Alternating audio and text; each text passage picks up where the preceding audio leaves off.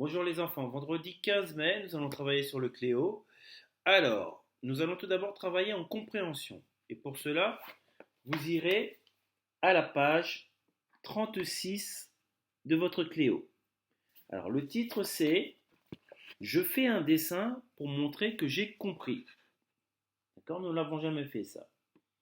Alors, vous allez voir, vous avez un texte. D'accord? Il va falloir bien lire ce texte.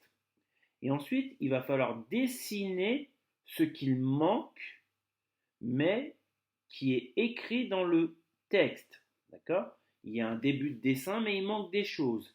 Donc, vous allez devoir dessiner ce qu'il manque pour pouvoir bien compléter le dessin pour qu'il corresponde au texte. D'accord? Comme ça montre que vous avez compris ce qu'il y avait dans le texte. D'accord? Alors, il va falloir faire les exercices 1 et 2. Pour aujourd'hui, ça suffira amplement. Donc, je vais vous lire le texte, d'accord? Et ensuite, vous pourrez vous mettre au travail. Allez, texte 1 tout d'abord. La cabane est construite dans les branches d'un arbre mort. À gauche, il y a une échelle pour monter jusqu'à la porte. Et à droite, une fenêtre pour observer ce qui se passe dans le jardin d'à côté. Le toit est très pointu, couvert de tuiles rouges. D'accord?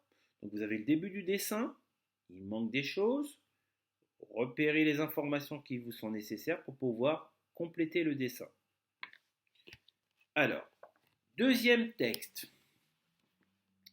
Le drôle d'engin a des petites roues à l'avant et des grandes à l'arrière. Il y a une grosse hélice sur le toit. À la place du conducteur, il y a un robot et à l'arrière, une petite fille. Alors, si vous ne savez pas ce que veut dire le mot hélice, je vous aide un peu.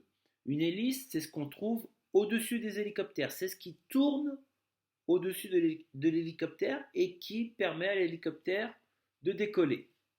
D'accord? Bien. Voilà donc le travail en compréhension. En vocabulaire maintenant, vous irez à la page 58 de votre Cléo. Alors, le titre c'est Je comprends les différents sens des mots. Il s'agit de travailler encore sur le sens propre et le sens figuré.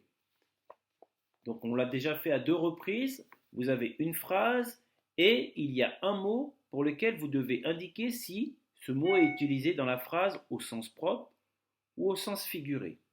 Alors je vais vous lire les phrases. Je vais d'abord vous donner le mot et ensuite je vais vous lire les phrases dans lesquelles il y a ce mot.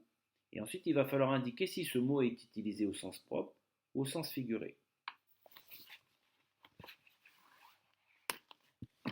Alors, les premières phrases, le mot qui sera utilisé à chacune de ces phrases, dans chacune de ces phrases, ça sera le mot tomber. D'accord? Alors, première phrase. Hier, en ville, je suis tombé sur mon ami Franck. Le mot tomber est-il utilisé au sens propre ou au sens figuré? Vous tombez bien, on a besoin d'aide. Est-il utilisé au sens propre ou au sens figuré, tomber? Je suis tombé et j'ai déchiré mon pantalon. Même chose. J'ai besoin d'aide, ne me laisse pas tomber. Bien. Exercice 9. C'est le mot perdu qui est utilisé dans chaque phrase et il va falloir dire, enfin, trouver s'il est utilisé au sens propre ou au sens figuré. Tu as perdu la tête?